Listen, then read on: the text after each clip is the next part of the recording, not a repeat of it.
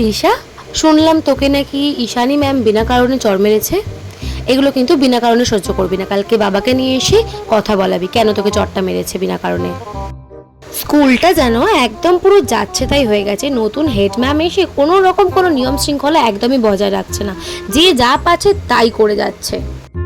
এত ভারী ব্যাগ কেন নিয়ে এসছিস? কে বলেছে তোকে 7টা সাবজেক্টের জন্য 7টা খাতা করতে? কেউ বলেছে কি? দীপা ম্যাম বলেছে। ওনার কথা শুনতে হবে না, ওনাকে পরিষ্কার বলে দিবি, ম্যাম আমাদের এত খাতা কেনার মতন টাকা নেই, আনতে পারবো না। আমি সব সাবজেক্ট একটা খাতাতেই লিখবো, বাড়ি গিয়ে ফ্রেশ করে টুকে নেবো। হুট করে পিঠে লেগে গেলে কি হবে? আর তোকে টিউশন যেতেও বারণ করেছে। পাগল, উনি একদিনে সব সাবজেক্ট কমপ্লিট করিয়ে দেবে। যা যা চ্যাপ্টার আছে সব একদিনে কমপ্লিট করে দেবে। একদিনে সব চ্যাপ্টার কমপ্লিট করলে কি তোর পড়া মুখস্থ হবে, নাকি তুই ভালো করে নাম্বার পাবি? কোনোদিনও এটা পসিবল নয়। কাল থেকে কোচিং চলে যাবি, ওনার কথা শুনতে হবে না। কোচিং যাবি, ধরে বেড়ে ভালো করে বুঝিয়ে পড়াশোনা কমপ্লিট করাবে।